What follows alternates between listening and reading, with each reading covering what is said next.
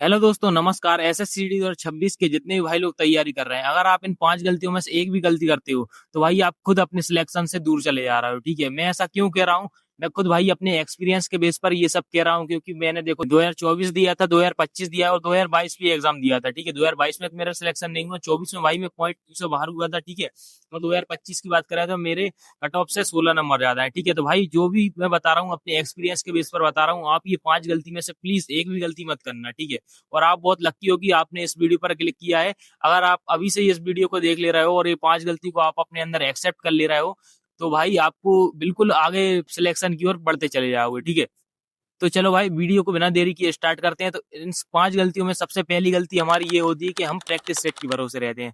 यानी कि math, Hindi, reasoning और जीके का एक एक प्रैक्टिस सेट ले लिया और हमें लग रहा है हमारी तैयारी बहुत अच्छी चल रही है। तो भाई मैं आपको बता दूं, उन प्रैक्टिस सेट से कुछ भी नहीं होना है। ठीक है, इन प्रैक्टिस सेट के भरोसे भाई सिर्फ और सिर्फ व्यूज बटोरे जा सकते हैं यूट्यूबर्स के, और इनके अलावा सिलेक्शन तो भाई बिल्कुल भी नहीं हो सकता। ठीक है, तो इसका सॉल्यूशन क्या है? तो भाई देखो, प्रैक्टिस सेट जरूरी तो है, मगर आप उस चीज की थ्योरी पढ़ते हो तो उसके बाद। ठीक है, ऐसा नहीं कह रहा हूँ मैं प्रैक्टिस सेट पूरी तरीके से गलत है, पूरी तरीके से गलत नहीं है प्रैक्टिस सेट। ठीक है, अगर आप उस चीज की थ्योरी पढ़ते हो, मैथ पढ़ते हो, उसके बाद आप प्रैक्टिस लगाते हो, तो 19-20 क्वेश्चन आपके आते तो उसके बाद प्रैक्टिस सेट सही है। ठीक है, अगर आप एकदम से डायरेक्ट प्रैक्टिस सेट लेते हो और मतलब कोई भी थ्योरी या कुछ भी नहीं पढ़ाए हो, तो ये भाई बहुत गलत चीज है। ठीक है, दूसरी गलती हमारी ये होने वाली है कि बहुत सारे स्टूडेंट है जो अभी से डॉक्यूमेंट तैयार नहीं कर पाते। मेनली जो डॉक्यूमेंट है वो SC ST कास्ट सर्टिफिकेट की बात कर रहा हूँ मैं। ठीक है, SC ST कास्ट सर्टिफिकेट अगर आप फ्यूचर डेट से पहले का यानी कि अभी बनवा लो तो वो बहुत अच्छा रहेगा। ठीक है, मैं ऐसा क्यों कह रहा हूँ कि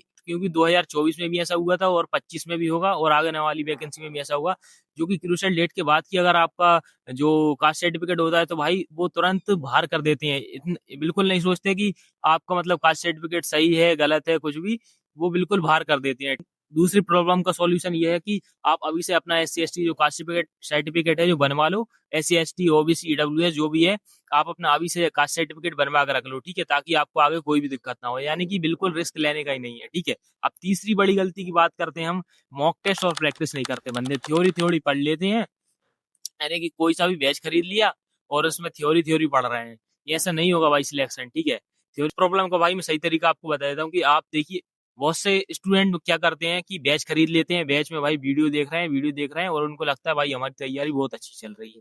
ऐसा नहीं है भाई। देखो, आपने जो भी टॉपिक पढ़ा है कुछ भी, उसकी प्रैक्टिस करना भी बहुत जरूरी है। ठीक है, अगर आप इस प्रैक्टिस को नहीं करते हैं तो भाई आप खुद अपनी सिलेक्शन से दूर जा रहा है।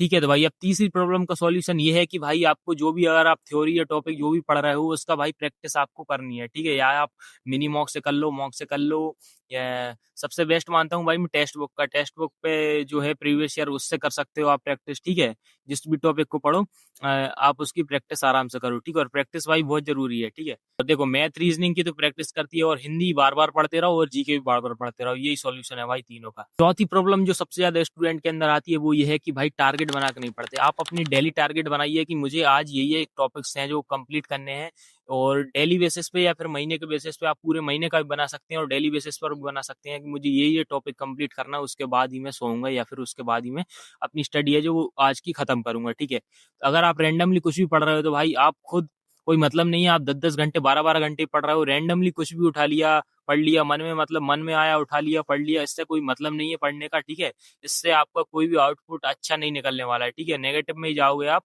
ठीक है, तो इसलिए भाई डेली टारगेट बनाओ, टारगेट बना के पढ़ो, इससे आपको बहुत ज्यादा फायदा मिलेगा। ठीक है, और आप खुद अपने अपने इम्प्रूवमेंट देखोगे।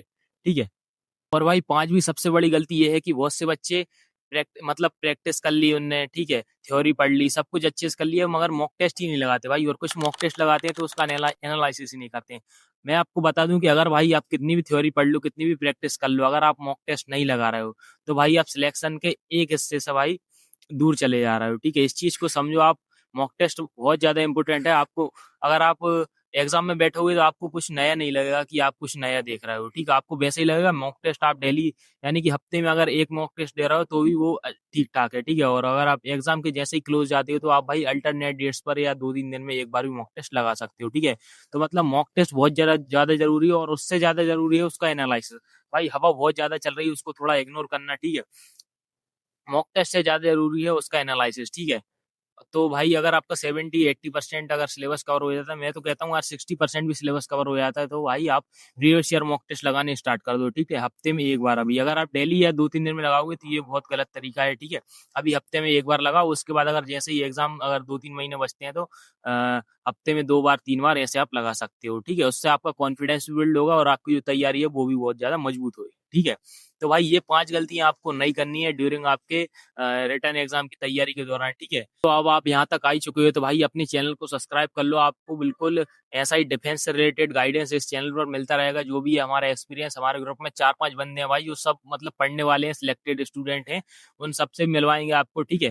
तो आप इस चैनल को सब्सक्राइब कर सकते हैं भाई। तो इन गलतियों को आप अगर मैनेज कर लेते हो तो भाई आपका 100% सिलेक्शन होगा, आपको सिलेक्शन से कोई नहीं रोक सकता, ठीक है।